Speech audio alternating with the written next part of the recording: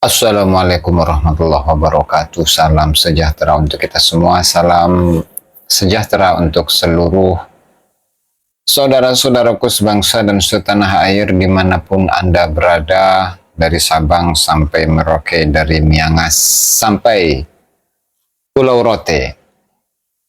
Para hadirin yang berbahagia, beberapa hari yang lalu, ya mungkin saya ini termasuk telat ya dalam mengomentari statement dari Ustadz Idrus Romli. Sebenarnya video yang diunggah di channel YouTube-nya Ustadz Idrus Romli itu pada tanggal 27 Juni ya. Sekarang sudah tanggal 4 Juli. Dan juga dalam kesempatan yang lalu ketika saya melakukan live streaming bersama dengan beberapa teman-teman, yang diantaranya itu adalah Gus Jame, Gus Yakin, Gus Ardi, dan Sepetu Musafir. Nah, itulah ya dari beberapa kawan-kawan, sahabat-sahabat, saya menanyakan tentang satu hal terkait dengan 165 kiai sepuh yang berbahsu masail, dan kabarnya itu di Sidogiri. Lalu kemudian saya mendapatkan jawaban dari Gus Jami bahwa berita itu ya sebagiannya benar, sebagiannya salah, karena yang dibahas itu adalah mengenai para dai-dai yang pertama kali menyebarkan Islam ke Indonesia. Itu adalah Wali Songo, yang kemudian pembahasannya merembet kepada Wali Songo itu adalah Ba'lawi. Nah, saya penasaran dengan hal ini sehingga saya menanyakan hal ini kepada beliau, dan jawabannya seperti itu, dan bisa disaksikan ya videonya di live streaming 2 hari yang lalu itu, ketika live streaming bareng itu ya.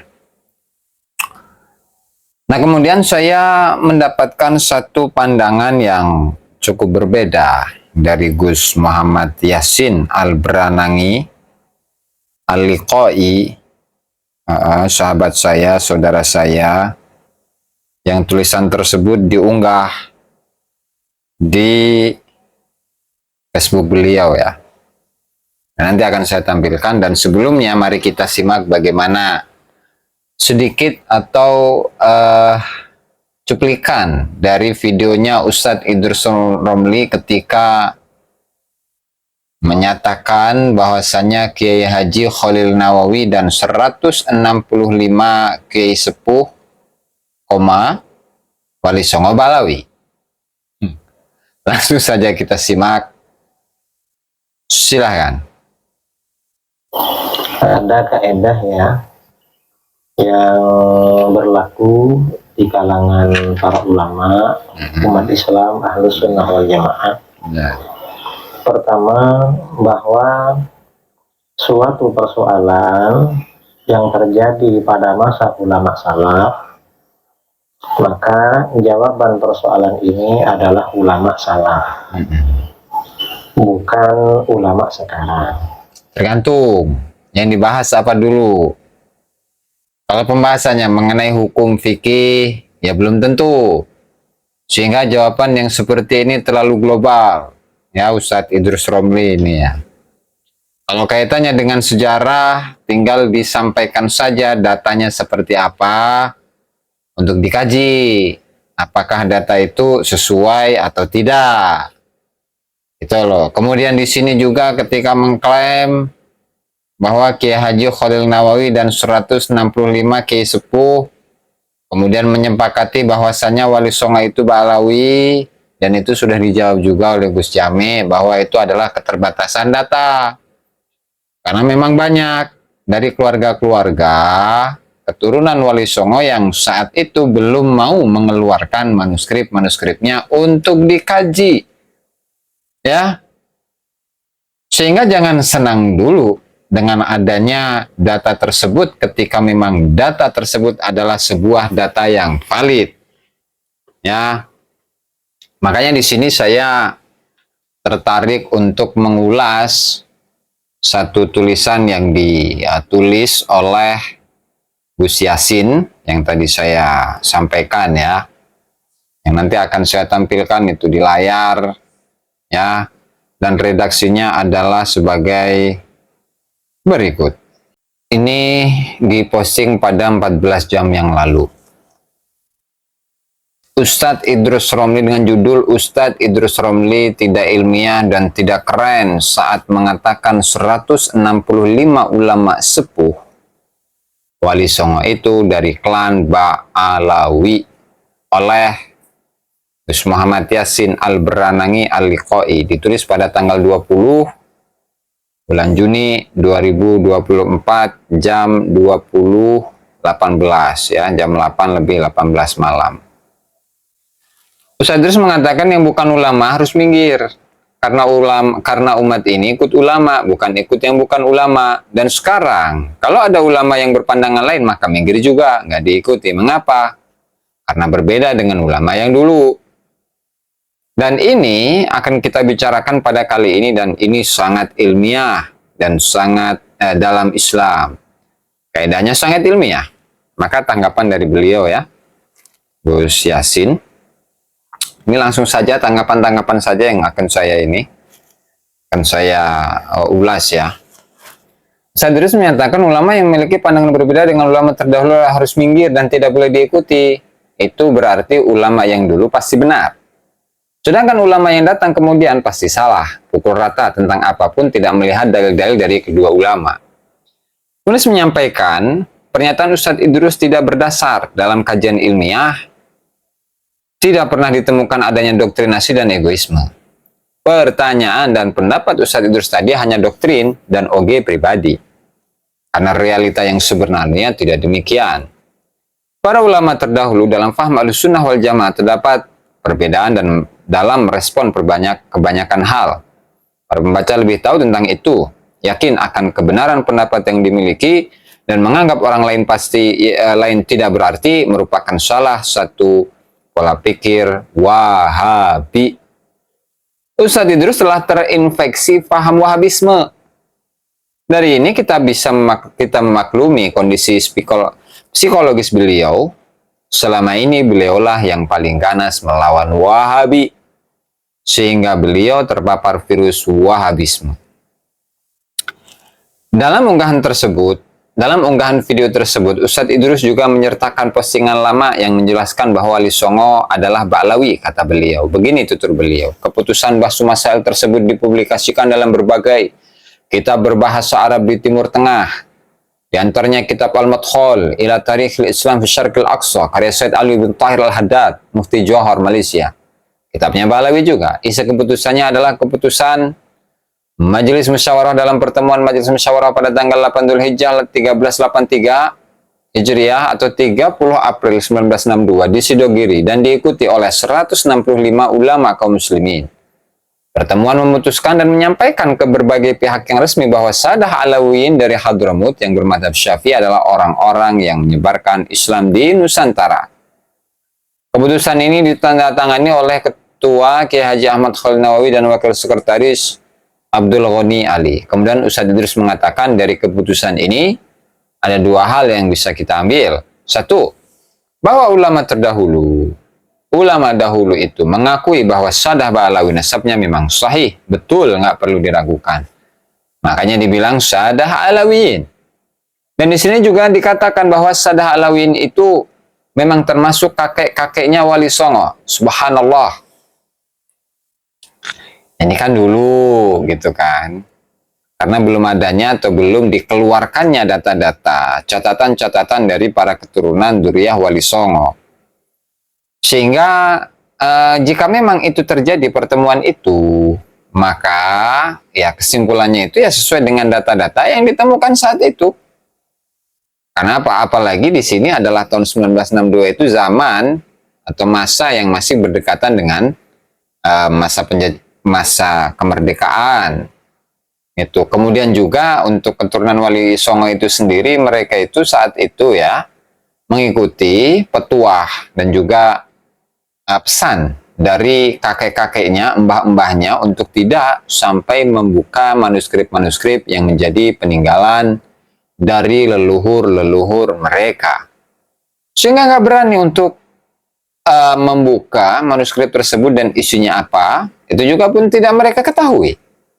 Ya, baru kemudian dengan adanya polemik nasabah Alawi ini, nah kemudian mereka barulah berani untuk membuka manuskrip-manuskrip tersebut, yang pada kesimpulannya adalah bahwa nasab Wali Songo itu tidak disambungkan kepada Ba'lawi. Nah, karena untuk pemba'lawian Wali Songo itu sendiri itu baru muncul, atau nasab Wali Songo yang versi Ba'lawi itu baru muncul pada tahun 1850 sesuai penuturan dari Ki Haji Agus Sunyoto. Ya, oke lanjut. Kembali kepada analisa dari Gus Yassin ini ya. Analisa penulis ya, satu, menjadikan keputusan Majelis Musyawarah sebagai dalil syahadah Alawiyin dari Hadramut.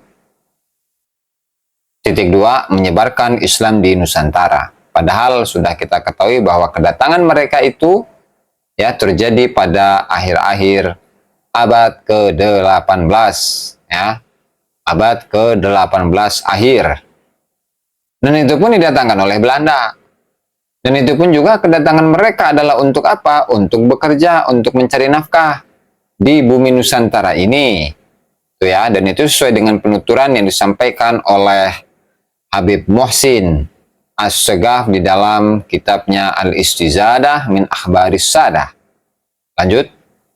Yang kedua, menjadikan keputusan Majelis Musyawarah sebagai dalil syahadah Alawi dari Hadramut bermadhab Syafi'i. Tiga, waktu pertemuan Majelis Musyawarah tanggal 8 Dzulhijjah 1382 Hijriah atau 30 April 1962. Kemudian yang keempat, tempat pertemuan Majelis Musyawarah Sidogiri. Yang kelima, yang dari Hadramut menyebarkan Islam di Nusantara adalah Syahadah Alawiyin.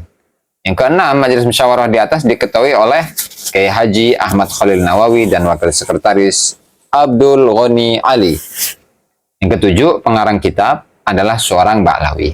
Nah, ini adalah analisa ya dari Gus Yassin Al-Branangi Al-Liqai. Lanjut. Lalu bagaimana tanggapan dari Gus Yassin ini dalam menanggapi kesimpulan-kesimpulan yang disampaikan oleh Ustadz Idrus Romli dalam videonya? Nah, simak saja. Tanggapan penulis 1A. Ada AA-nya segala ini. Siapa saja nama penyebar Islam tersebut? Ya susah Gus ini buat nyarinya. Kedua, B ya, 1B ini. Tahun berapa penyebaran Islam dilakukan?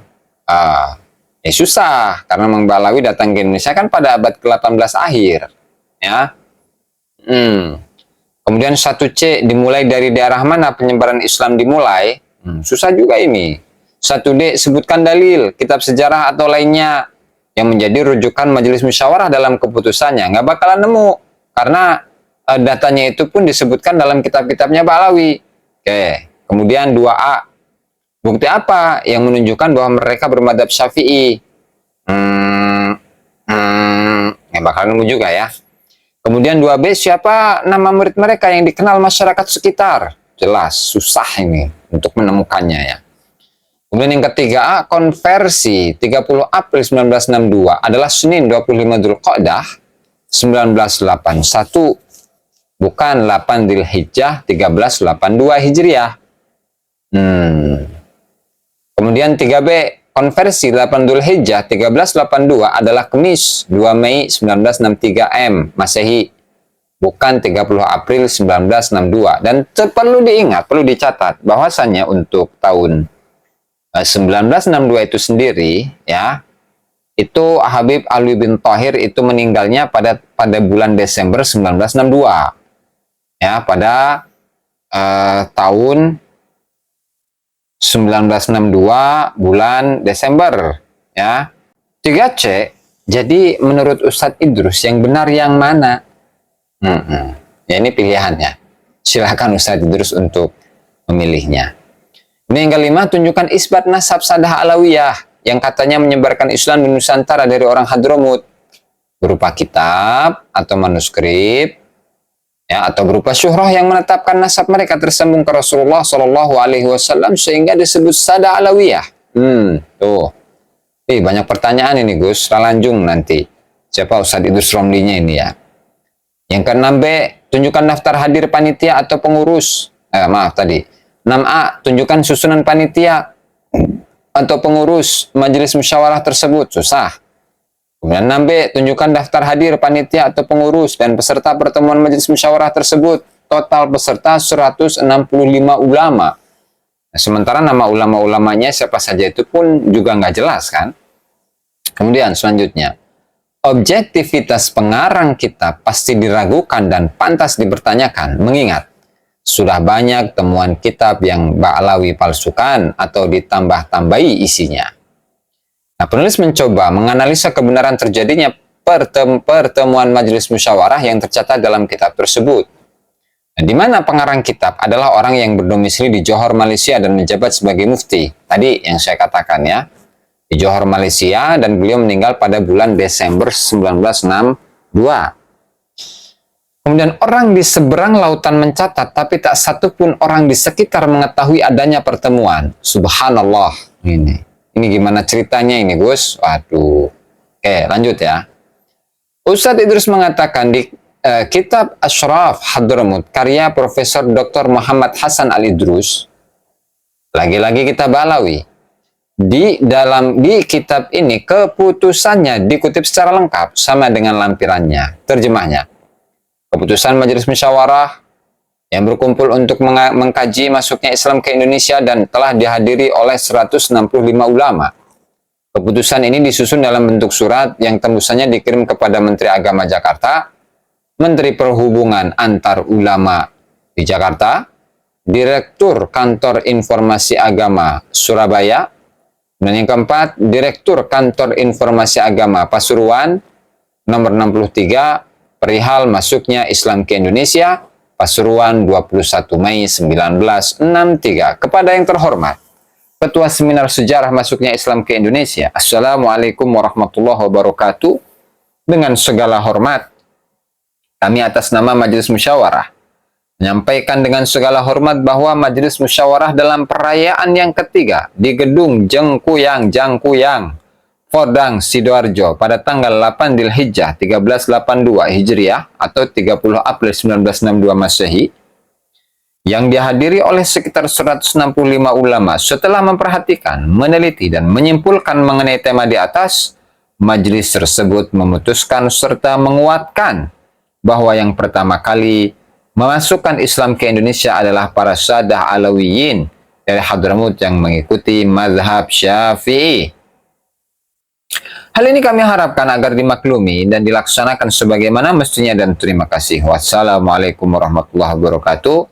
Ketua Kiai Haji Ahmad Khalil Nawawi, mewakili Majelis Musyawarah Sidogiri Pasuruan, Wakil Sekretaris Abdul Ghani Ali. Setelah menterjemah, Ustadz Idrus mengatakan maksud dari keputusan tersebut adalah bahwa para ulama Wali Songo termasuk pula Said Sulaiman Mojo Agung itu berasal dari klan Sadah Ba'alawi Yaman. Ustadz Idrus meyakinkan para pemirsanya bahwa Kiai Sepuh terdahulu pada masa Kiai Khalil Nawawi banyak manuskrip yang mereka miliki. Beliau Ustadz Idrus juga mengatakan, dan ini memang lebih masuk akal kalau Wali Songo memang dari Yaman. Mengapa? Satu, Wali Songo menyebarkan Islam kepada kita, Islam madhab Syafi'i, dan Alawiyin di Yaman bermadhab Syafi'i juga. Kalau dinisbatkan kepada Syekh Abdul Qadir Jailani, beliau ini bermadhab Hambali. Oh enggak, kalau Syekh Abdul Qadir Jailani itu memiliki dua madhab sekaligus. Ya, beliau bermadhab Syafi'i sekaligus Hambali. Dan itu bisa di cross-check di dalam buku-buku manakib atau kitab-kitab manakib yang ditulis tentang Tuan Syekh Abdul Qadir Al-Jilani rahimahullahu ta'ala. Kemudian selanjutnya, mana tadi? 2. Sadah Alawiyin di Yaman, orang-orang Hadramut adalah pelaut. Mereka kemana-mana, kendaraannya laut. Jadi wajar kalau Sayyid Abdul Malik naik perahu ke India, Beliau memiliki putra Abdullah Azmat Khan, lalu anak-anaknya menjadi cikal bakal Wali Songo yang menyebarkan Islam di Indonesia. Itulah kurang lebih pemaparan Ustadz Idrus di channel YouTube-nya. Analisanya beliau ya. Analisa penulis sama dengan analisa sebelumnya dan sebagai tambahan adalah satu, menyebutkan 4 instansi pemerintah sebagai tembusan. 2, tempat pertemuan berbeda. Di sini menyebutkan Gedung Jangkung yang Fordang Kabupaten Sidoarjo, sedangkan yang di atas menyebutkan Sidogiri, Kecamatan Keraton Kabupaten Pasuruan. 3, lebih masuk akal, kata beliau Ustadz Idrus, kalau Wali Songo berasal dari Yaman karena sebuah madhab dan pelaut. Kok beda ini Pak Ustadz? Aduh, gimana ini? Jadi yang benar yang mana? Sidoarjo atau Pasuruan ini Pak Ustadz? Pak Ustadz Idrus ya. Oke lanjut. Tanggapan penulis. Sepenting apakah legalitas sadah kala itu? Sampai harus melibatkan 4 instansi sekaligus. Yang kedua, nama Gedung Jangkung yang Fordang di Kabupaten Sidoarjo tidak ditemukan dalam data manapun. Apakah sudah berganti nama? Kemudian yang ketiga, dalam menjelaskan sejarah yang dikedepankan adalah data di lapangan, bukan masuk akal atau tidak. Pernyataan Ustadz Idrus makin tidak ilmiah dan tidak keren sama sekali. Jadi klaim saja itu ya, sahabat-sahabat. Klaim bahwa pandangan bahwa Wali Songo itu adalah Balawi adalah pandangan yang keren, pret. Itu mah. Lanjut. Nah, lalu di sini siapa Gus Yassin ini akan menuliskan bagaimana kejanggalan dalam klaim hasil keputusan Majelis Musyawarah di atas ya. Langsung saja. 1. Disebutkan bahwa latar belakang G30 SPKI secara umum G30 SPKI dilatar belakangi oleh dominasi ideologi nasionalisme, agama, dan komunisme dalam kurung Nasakom yang berlangsung sejak era demokrasi terpimpin diterapkan yakni tahun 1959 sampai 1965 di bawah kekuasaan Presiden Soekarno. Beberapa hal lain yang menyebabkan mencuatkan gerakan yang menewaskan para jenderal ini adalah ketidakharmonisan hubungan anggota TNI dan juga PKI. Pertentangan pun muncul di antara keduanya. Selain itu, desas-desus kesehatan Presiden Soekarno juga turut melatar belakangi pemberontakan G30 SPKI. Tidak logis dalam situasi politik kala itu yang genting, lalu mengadakan pertemuan hanya membahas tentang sejarah masuknya Islam ke Nusantara. Bukankah kita baru merdeka? Jadi kalau dihitung tahun 1962, berarti baru berapa itu? 12 tahun ya? 45, 55, 65. Baru ya belasan tahun lah ya, 17 tahunan. Ya. Dan kelompok PKI sedang mengacak-acak negara serta membunuh ratusan ulama dan ribuan rakyat. Para ulama dijaga ketat oleh para santri dan masyarakat. Tidak mungkin mengumpulkan ulama sebanyak 165 orang dalam situasi ini. Tentu korban keganasan PKI dari kalangan ulama Pasuruan akan lebih banyak dari data sekarang. Dalam peristiwa G30 SPK ada 5 ulama besar di Kota Bangil, Pasuruan, Jawa Timur yang merupakan benteng penjaga Kota Bangil dan melawan keganasan gerakan PKI. Di antaranya Ki Haji Abdul Syakur Adnan, pimpinan Ponpes Salafiyah Riyadul Ulum, Kidul Dalem Bangil. Yang kedua, Ki Haji Ahmad Rahim Rohani, pimpinan Ponpes Putri Salafiyah Kauman Bangil. Yang ketiga, Ki Haji Abdul Mu'ti, pimpinan Ponpes Salafiyah Tanwirul Hijah Gempeng Bangil. Yang keempat, Ki Haji Mas Mustajab dari desa Bendo Mungal Bangil. Yang kelima, Ki Haji Ahmad Khalili dari Ponpes Salafiyah Cangaan Gempeng Bangil. Itu untuk analisa pertama ya, atau kejanggalan pertama ya. Nah, kemudian dalam kejanggalan yang kedua, dari 1962 sampai 1966, Soekarno menggelar politik konfrontasi melawan Malaysia.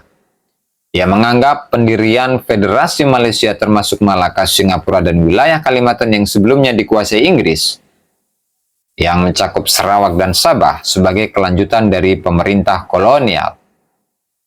hubungan Indonesia dan Malaysia sedang memanas kala itu tidak mungkin terjadi tukar informasi apalagi hanya sekedar hasil pertemuan sebuah majelis musyawarah.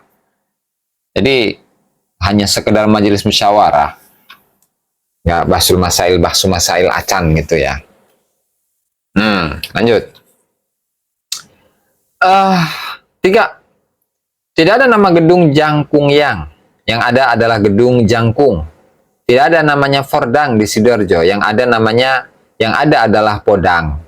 4. Ditemukan ada 2 tempat pelaksanaan pertemuan majelis musyawarah, 1 Sidogiri, Kecamatan Keraton Kabupaten Pasuruan, dan gedung Jangkung Fordang Kabupaten Sidoarjo. 5. Ditemukan tanggal yang berbeda dalam konversi tahun Hijriah dan Masehi. Nah, kesimpulan sementara penulis, 1, itu Gus Yassin ya. Majelis musyawarah di atas adalah fiktif. Nah, ini kesimpulan beliau nih ya. Karena memang tidak bisa untuk menguatkannya dengan data. 2, tanggal pertemuan ditulis asal-asalan dan ngawur, salah konversi antara tahun Hijriah dan Masehi. 3, tempat pertemuan jadi mustahil karena kedua kitab mengatakan 2 tempat yang berbeda. Jarak tempuh antara keduanya terbilang cukup jauh, jelas jauh lah. Kalau sekarang saja 2 jam lebih, apalagi zaman dulu. 4, keputusan pertemuan tersebut terkesan memiliki tujuan menguatkan kebohongan mereka. 5, Balawi di masa lalu sudah membidik pondok pesantren Sidogiri sebagai tameng kedustaan mereka dengan banyak alasan. Alasan utamanya adalah usia pondok pesantren Sidogiri yang termasuk tertua di Nusantara. Dengan pengasuh Sayyid Ahmad Khalil bin Nawawi Al-Jilani Al-Hasani atau dalam kurung Ki Khalil Sidogiri. 6. Mau tidak mau, senang tidak senang dari semua pihak, Trah Mbah Said Sulaiman salah satunya keluarga pesantren Sidogiri dan Trah Semendi Pasuruan dipastikan menjadi arena perang narasi polemik nasab tesis Kiai Haji Imaduddin. 7. Untuk Ustadz Idrus Romli berkewajiban memberikan jawaban atau klarifikasi dengan semua keiskalan ini. Bila tidak, maka kami patut menduga kuat bahwa beliau terlibat dalam program pemba'alawian Wali Songo. Nah, itulah ya sahabat-sahabat simpulan dari tulisannya Gus Yassin ya, Al-Beranangi, di mana beliau menjawab narasi-narasi yang disampaikan oleh Ustadz Idrus Romli dalam pemba'alawian Wali Songo, serta mengutip dari beberapa keterangan dari kitabnya Habib Ali bin Tahir Al-Haddad seperti Al-Madkhal ila Tarikhil Islam fi Syarqil Aqsa, yang di dalamnya ada pengutipan sebuah surat yang katanya merupakan hasil yang di dalamnya terdapat hasil musyawarah dari 165 ulama atau kiai yang pada kenyataannya itu sulit untuk membuktikannya dengan data-data sejarah. Terlebih lagi, ini kan sebuah kejadian atau acara yang besar. Masa sih yang hanya disebut itu adalah siapa Mbah Kiai Haji Khalil Nawawi, kemudian ada siapa tadi namanya, Mbah Mukti Ali atau siapa tadi? Oh, saya sampai lupa itu. Sebentar. Kiai Abdul Ghani Ali. Nah, tentu hal ini merupakan sebuah keiskalan yang luar biasa dan belum mendapatkan jawaban ya dari Ustadz Idrus Romli, ya karena memang Ustadz Idrus Romli itu hanya bernarasi